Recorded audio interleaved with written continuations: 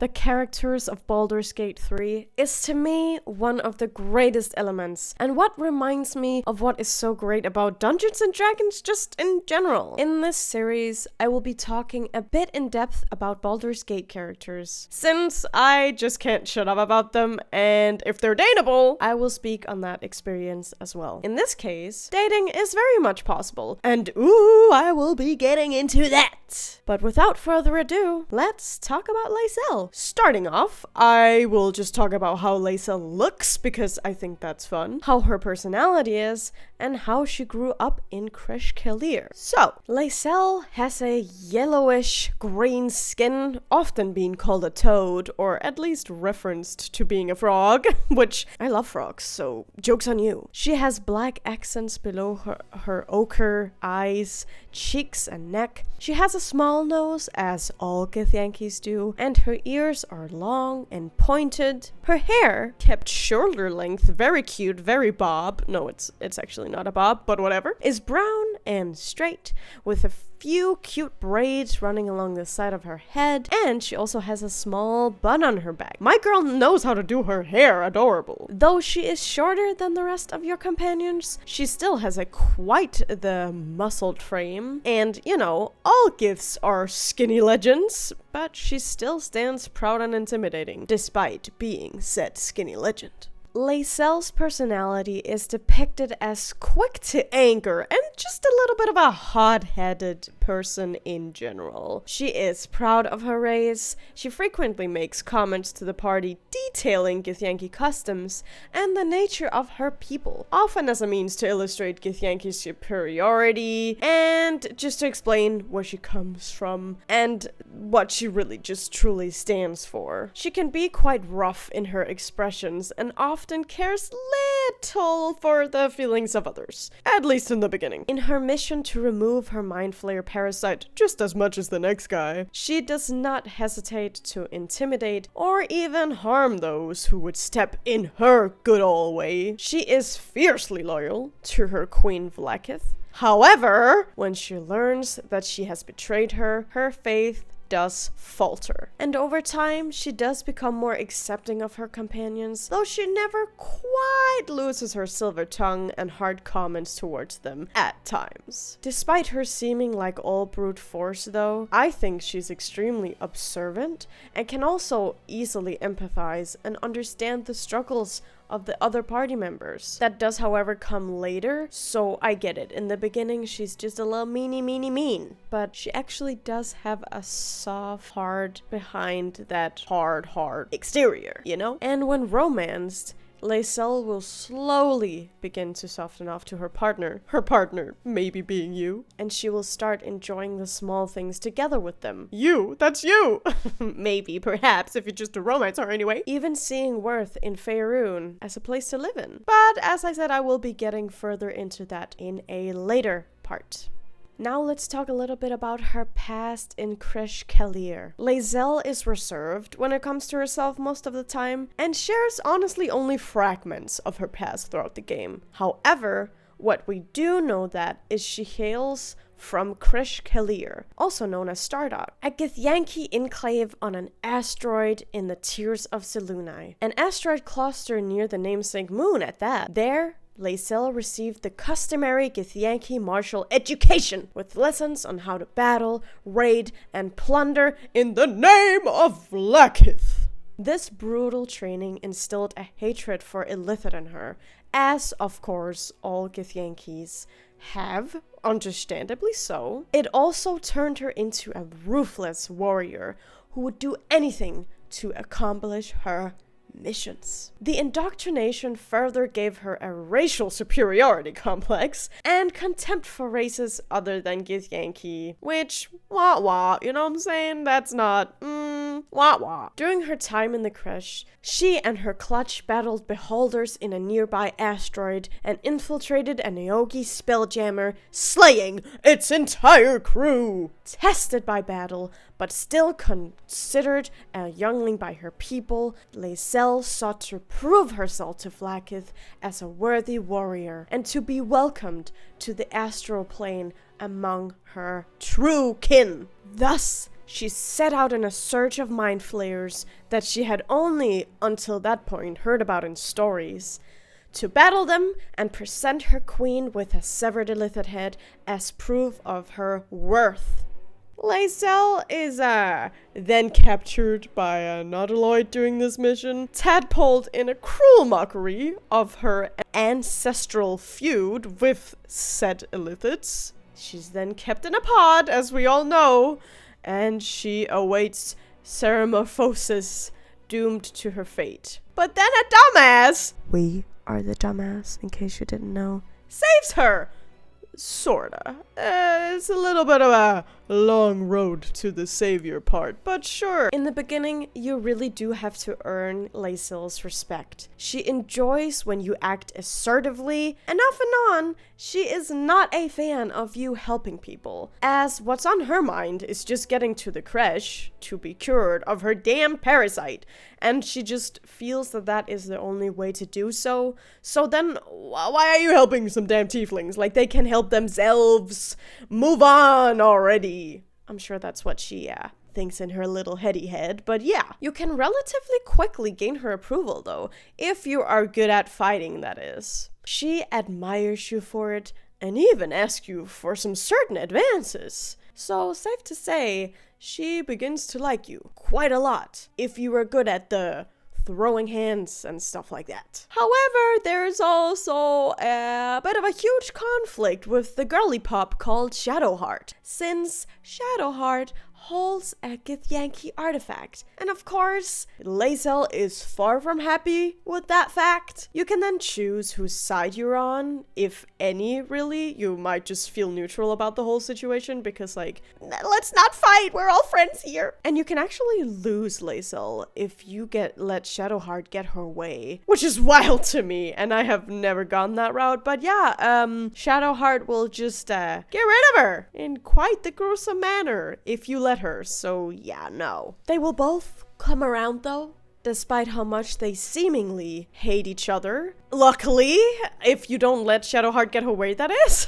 It is clear that Lae'zel grows emotionally because of all the things that you do go through together. But I suppose that does depend on whether or not you do betray her. Obviously, then she's not gonna be very happy. Yeah, no. I don't know if I would be very happy with a little betrayal like that either, but whatever. I mean, I guess I couldn't be mad about it if I wasn't here, which you're not if you let Shadowheart do her thing, but whatever. But Shadowheart almost harming Lae'zel, very much so, is far from the only tragedy that Lae'zel faces throughout the game. Her people turn against her because they all know that Orpheus is still alive and Vlaakith is just not interested in that prospect whatsoever. And so as soon as Lae'zel learns the news that the Prince of the Comet is indeed still here, still queer, no, maybe not that, but whatever, she knows what she has to do. She has to save him and stop Vlaakith's tyranny. But it is also extremely hard for her and makes her feel very mixed feelings about the fact that her own people have turned their blades against her. You can really sympathize with that. Like, her entire world is turned upside down, and what is she really to do? She's known nothing else but be a fierce githyanki warrior. So yeah, that's a hard one for her. But she honestly faces it with her chin up and is just the epic girly that she always was. Another tragic thing that can happen to her if she's not in your party, I will stress this, is that Orin can kidnap her. I hate when this happens. I'm like, no! I feel like no matter what, she just, of course, picks someone. You can't save everyone because I think Yenna is just the one she'll pick if you have both Halsin and Lae'zel in your party. But yeah, no, when that happens, Lae'zel is not too happy. And yeah, who would be? It's not exactly a pride helper to be kidnapped and taken by the goddess of Baal, except she's not the goddess of Baal, she's just a daughter of Baal or whatever she wants to say. But yeah, I get it. It's not fun, I must admit. But she does actually thank you, which is also quite adorable and a push in the right direction for her character.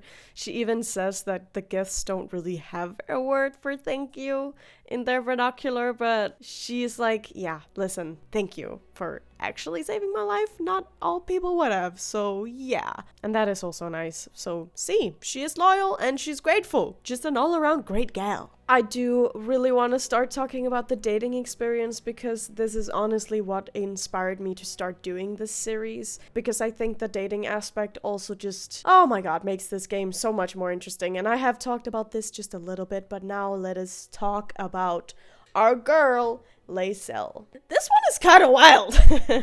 In the beginning, you're not quite sure on where it's going, since, well, all we know is that our girl Lae'zel wants her sweat. So, initially, you don't really think that it's going anywhere other than a little hookup. Even if you want it to be more than a hookup, it is not before you go to the Shadow Cursed lands and you've gone to the creche before that, that she truly opens up to you about her feelings for you. She is obsessed with you, which I just assume means that she's in love with you, because she describes it quite cutely, honestly. She tells you that you're the first thing she thinks of in the morning and the last thing that she thinks of before going to sleep. And then you guys, of course, just confess and live happily ever after.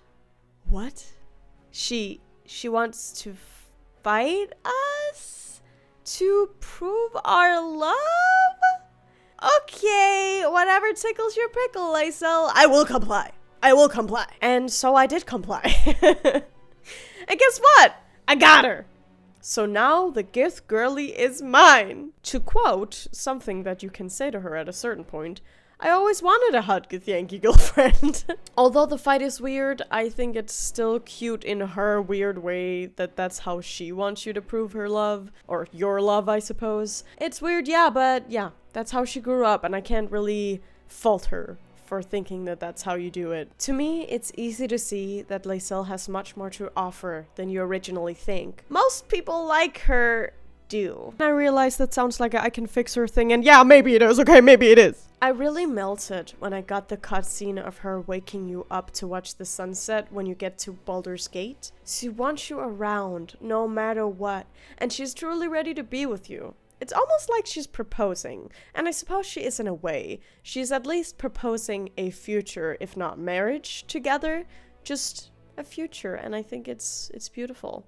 There are a few ways it can end for you with Lae'zel as your hot gift girlfriend. You can tell her to pursue going after Vlaakith with Orpheus, and thus not go with her. Unless you yourself are a Gith, then you actually can. I find this one a bit sad, because she does tell you a sweet goodbye, but then it is a goodbye. However, you can also convince her to stay. She wants to be free with you. She desires to decide her own fate, which makes sense after all we've been through. She has abandoned her prince for you, and she's happy. It is now you and her against the world. How dang adorable is that? And of course the camp scene is no different. So therefore, I really do recommend dating Lae'zel, as her arc is interesting, and you honestly feel like a special little nugget, because this hardhead loves me.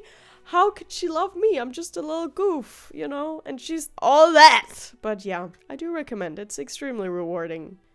If you choose endings, of course, for her, without having romanced her, there are two options as far as I'm concerned. There's the first one, which is war against Vlaakith.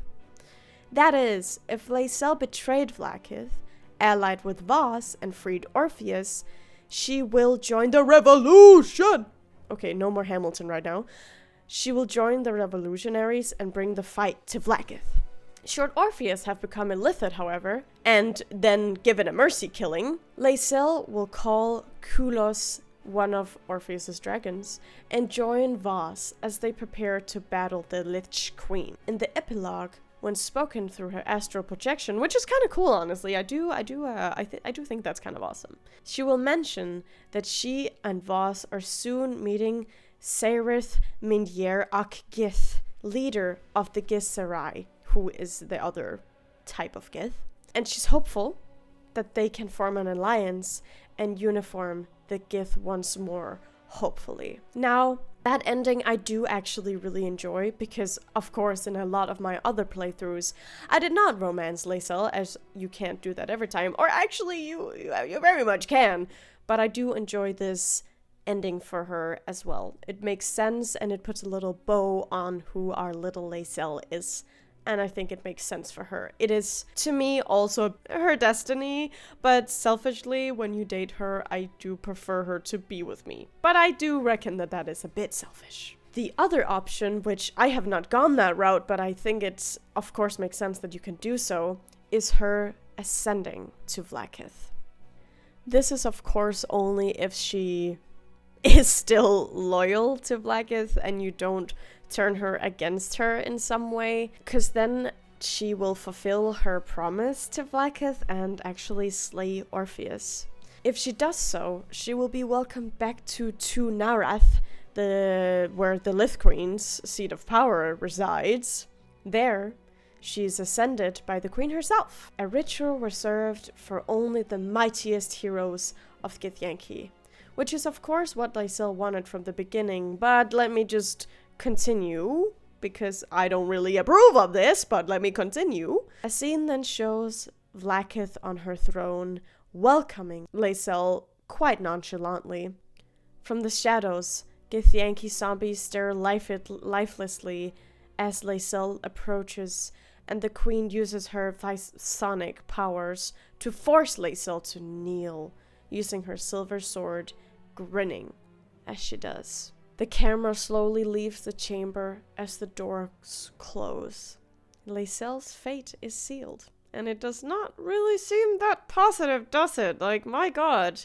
Because Vlaakith is not the best! Let's just say not the best! When you are at the camp at the last cutscene, Withers can be asked about Lae'zel's whereabouts in the epilogue, to which he will reply that she has ascended as she wished, but he can sense her presence no longer. He implies that she may have been consumed by the Queen, as the rumors go, yet he cannot be certain. That is quite sad, and Withers always knows the tea.